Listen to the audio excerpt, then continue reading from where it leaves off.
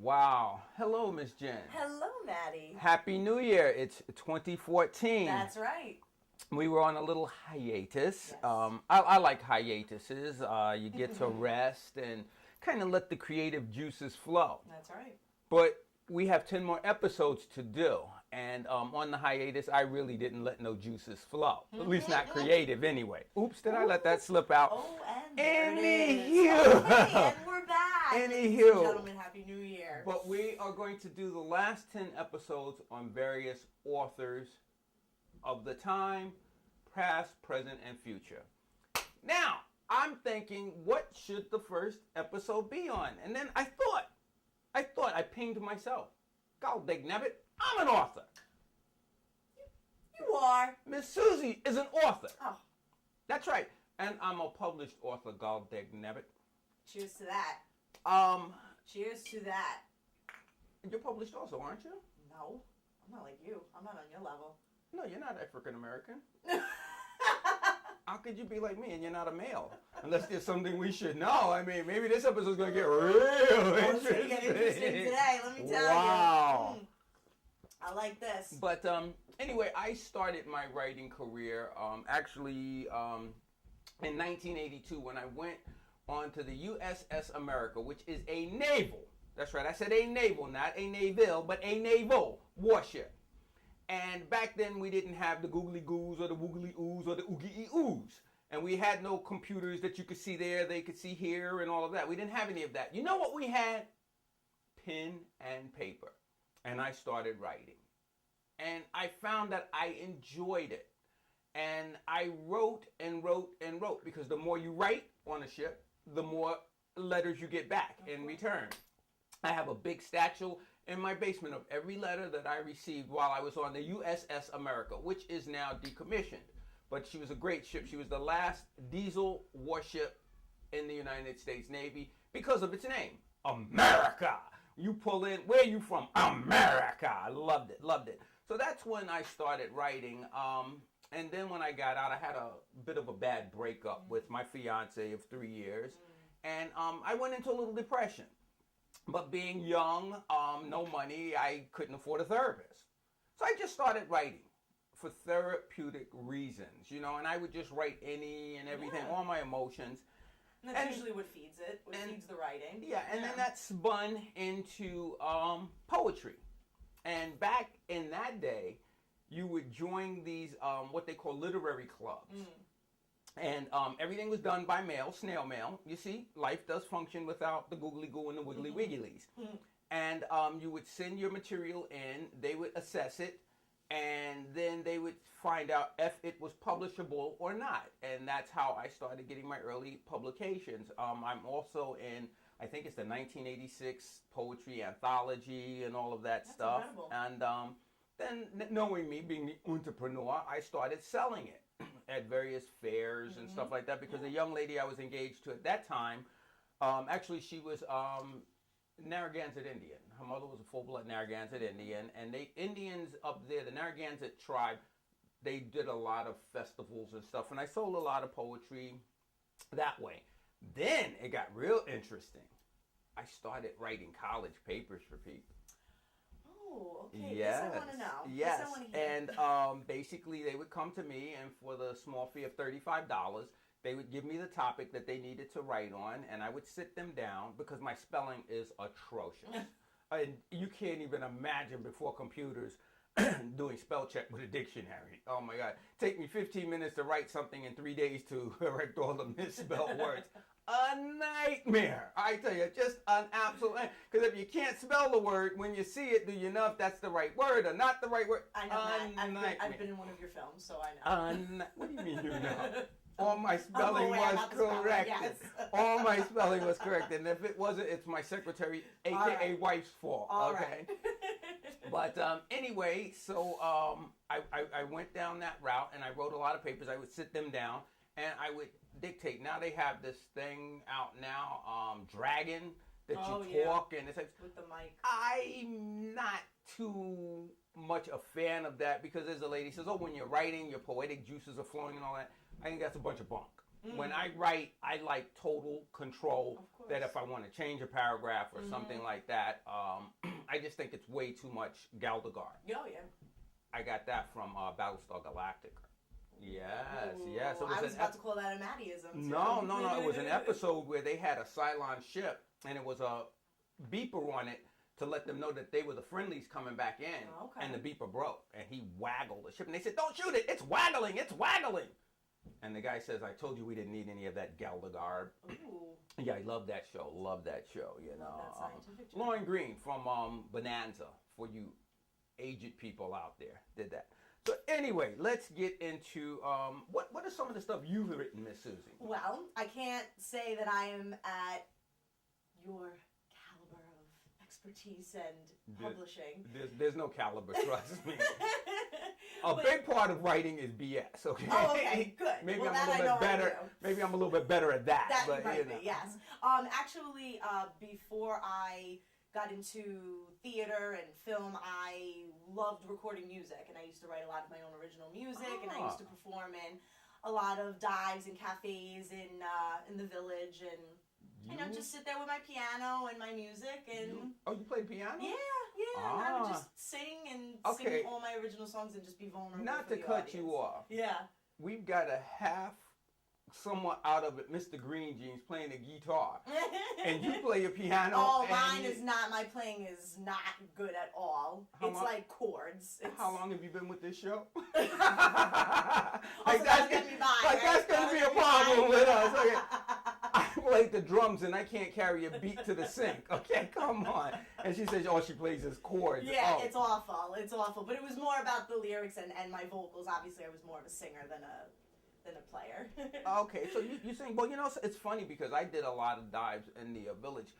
Tell you a quick story. A partner of mine, which he's no longer with me for other reasons, he and I did a show one night. And I work in a hospital. Yeah. I don't know if I've told this story before. And I put posters up all over the hospital. We're doing this big comedy show. Yeah. Well, we had so many people coming to the show. The owner of the club calls me and says, "You've got an extra 10 minutes." Now, if you know anything about stand-up comedy, an extra 10 minutes unplanned is a terrible, terrible thing. So anyway, we went up there, and to say crash and burn would be patting ourselves on the back.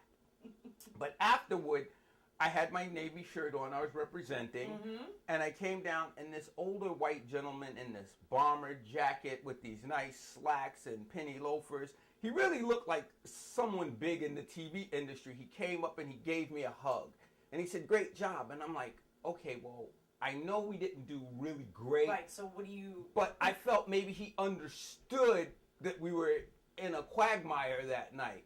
As it turned out, he was one of the psych patients from the hospital that had read the post and was there, you know.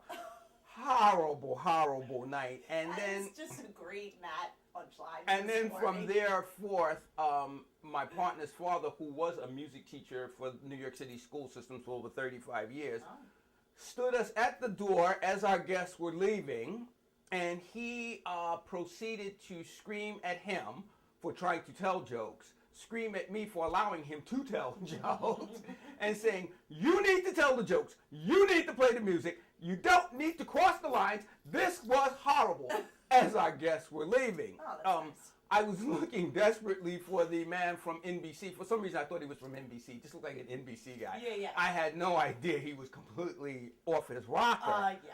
And it was still very nice of him to validate you. At this point, if the devil would have came up, I would have put on an asbestos suit and hugged him. Okay, that's how bad that piece was. I said, "Anybody got some asbestos? Give it here. I don't give a damn if it's raw. Screw my lungs. I need some love." Yeah. What if it all? Just wrap me in it. You know, I mean, it was that bad. We went out. I had a young lady that was supposed to be my assistant. She was there with her sister. She promptly quit right after the show because I guess she realized it was not going to be any money coming out of those woods. You know. No. Could you imagine someone getting in this business for money? No. Go figure. They're not like us, where we just love the craft.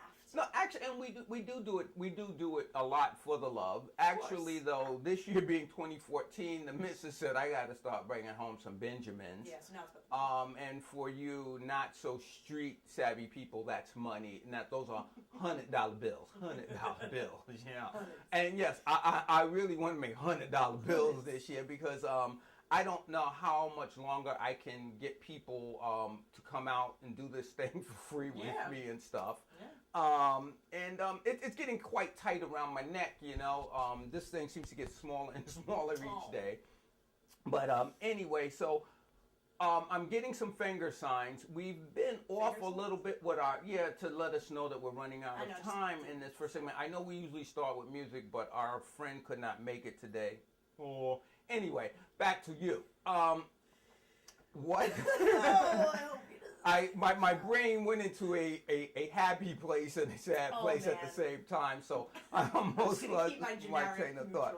What we're going to do when we come back, I'm going to do some writing exercises to prove our prolific expertise. First, I'm going to have Miss Susie give me a word, and I'm going to give a quick story and comedy on that word, using it in every sentence. Beginning, middle, and end. That's what writing is about. Right. And then I'm going to do a drama with the same word. Beginning, middle, and end. Then we're going to do what they call a little improvisational stuff, you know. How are we doing on time? We got, 45 seconds? Okay, we got 45 seconds. See, I'm bringing you right in because basically we've been coming up short. And when I go to edit, you come up short, we shoot linear, it's a nightmare. I'm going to write a story on that. I'm going to give him the word linear. We're back. Sorry that I took you down a little mental segue there.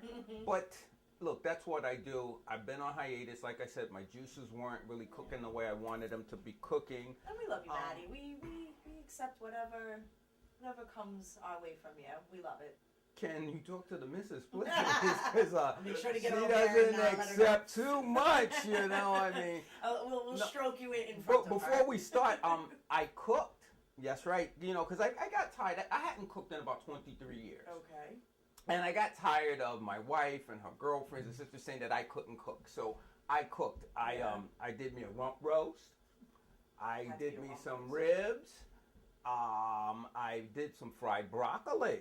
Yes, I did. That's impressive. And I actually filmed myself doing it. Of course, I got criticism that I sounded phony on the camera. Now, I'm in the kitchen with the camera by myself cooking. Right. And I'm trying to explain to her, but that's the way I wanted it to come out. Like, this isn't going to be for public domain. Yeah, right. Unless, of course, you guys make the movie a hit.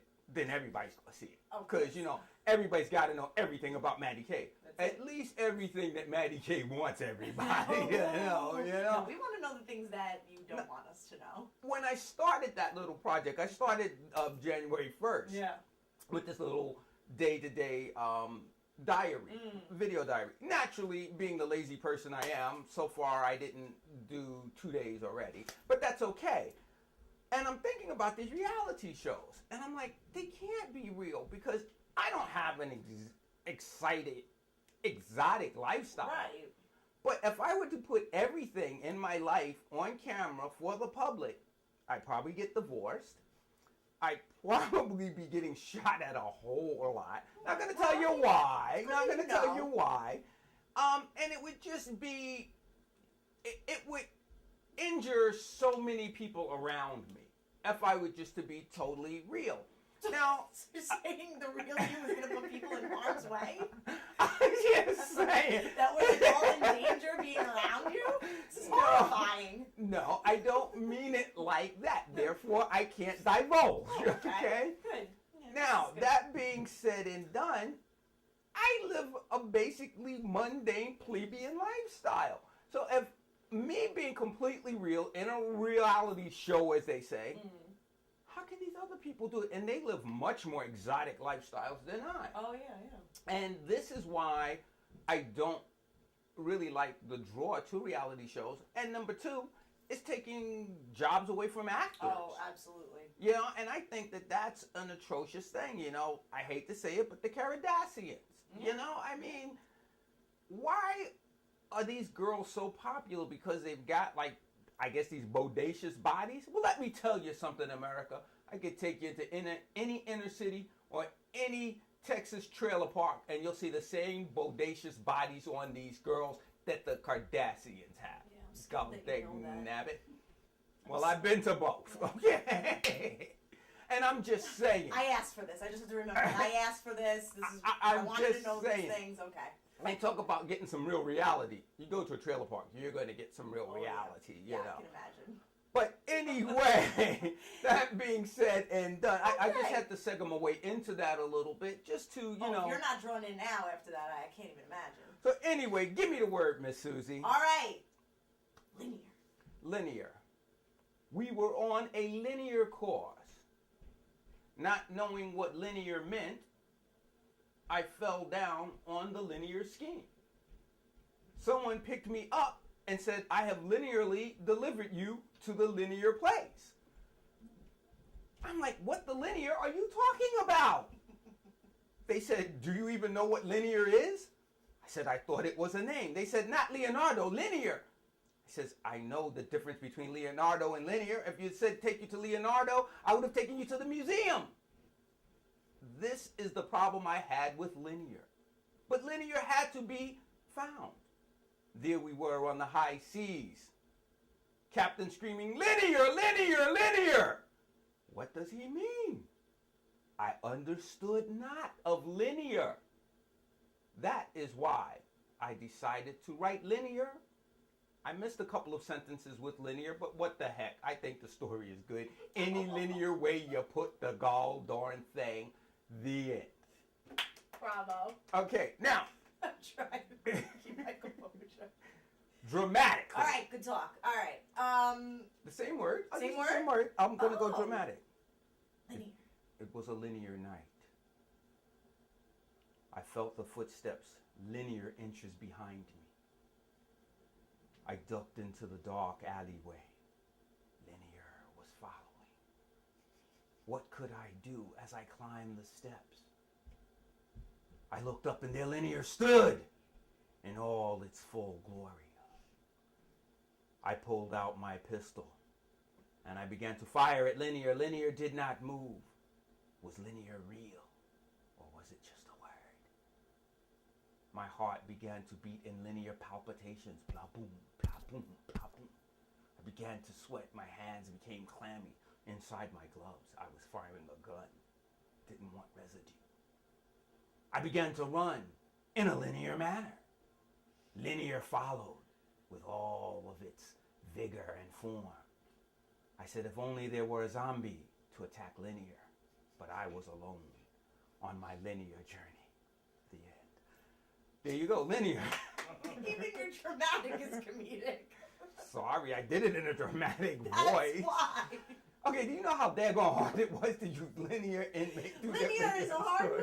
It's a hard word. Listen. Did I pull it off? You pulled it off, my friend, as you normally do. Okay, now, Yes. let's give them a little story. Okay. Okay, we are two people in a room. And what we are in this room for is to audition for a part. Okay, obviously she for a female part and me for a male part. Okay. And we strike up a conversation. How are you today? I'm doing well. How are you? I see you have your portfolio ready. Yes, I do. It looks pretty thick. Seems like you've done a lot of work. Yeah, I have. What are some of your accolades, if you don't mind me asking? I do mind. I'm not a stalker. I'm just an actor trying to get a job like you are, my dear. I'm not really here to make friends. Well, what if we get the parts and our characters have to be romantically involved? We would have to be some kind of a bond would have to form, wouldn't you think? All right. Most of my credentials are theatrical. That's such a bland statement, theatrical. I have one page here. I've just started in the business and already I've done 2 jobs. How wonderful for you. Yeah, thank God for that blizzard. That shoveling money really came in handy. That's how I got car fare to get here. And my other job was cleaning the shovels afterwards, but they were 2 jobs.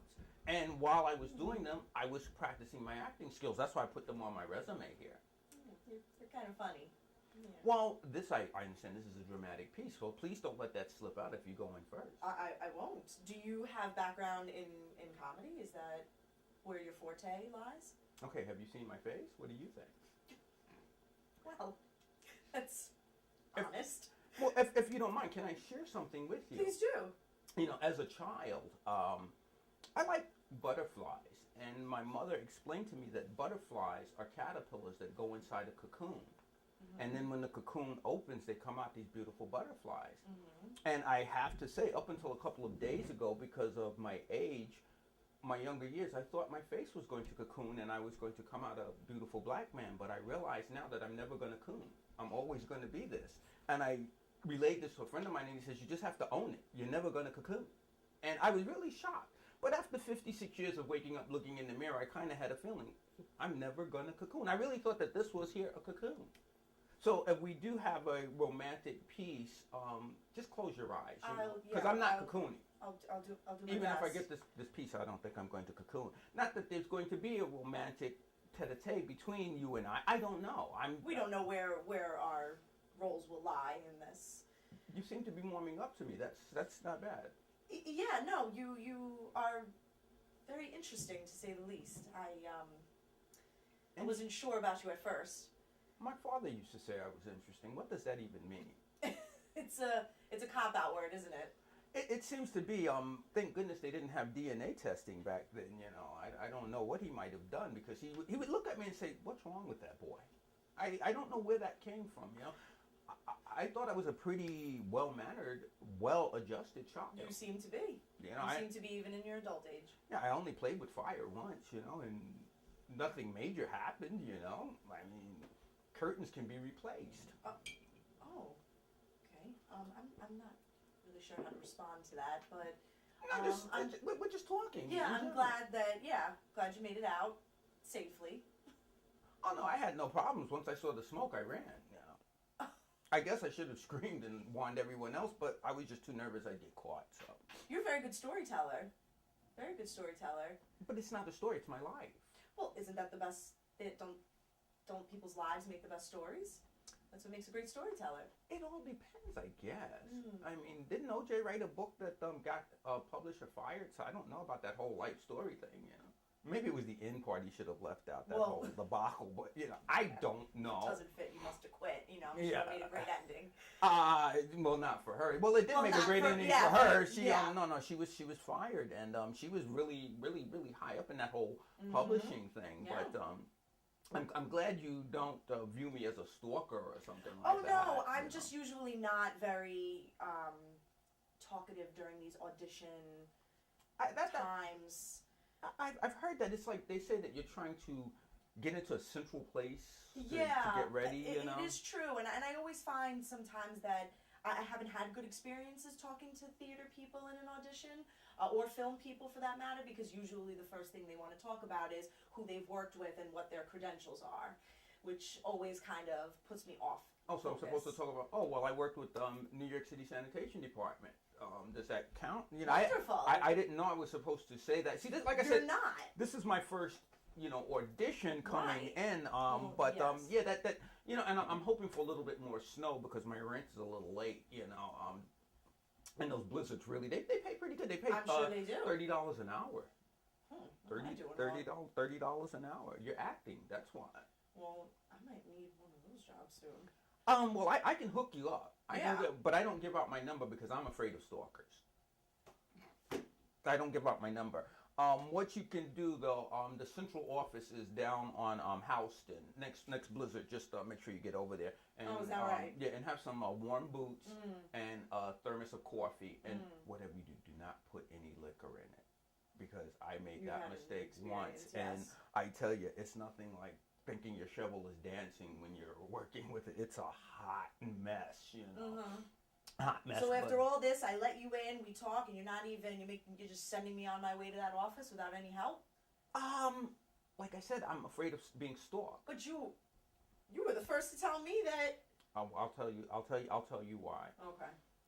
When I was a young kid, there was this lady that everywhere I went, she was there. Everything I did, and then she would hit me. Years later, I found out that it was my mother, but who knew? I'm gonna have to seek some therapy behind it. Like I'd wake up and she was there. And I had no idea who these people were. I was sequestered for 9 daggone months, and then. You see these strange people, they're always around you, and this lady just was like obsessive, picking me up and all that. So this is terrified. Oh dear God. You're a strange man, aren't you? I don't feel that I'm strange. I feel more eccentric. It's a good euphemism. I'm eccentric We'll take it. in my way of thinking because once I got past the whole stalking thing and adjusted to the situation, it's kind of like, what do they call it? The Helsinki syndrome or something like that. No, the Stockholm syndrome. Yes. So, I kind of adapted to that situation, and it was just, it was interesting. It was interesting, they sent me to school. Oh, good.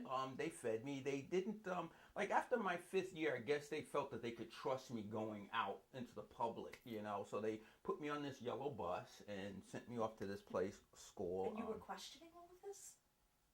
I was sequestered for 9 months. What part of that didn't you get? I'm hearing it. I'm just not.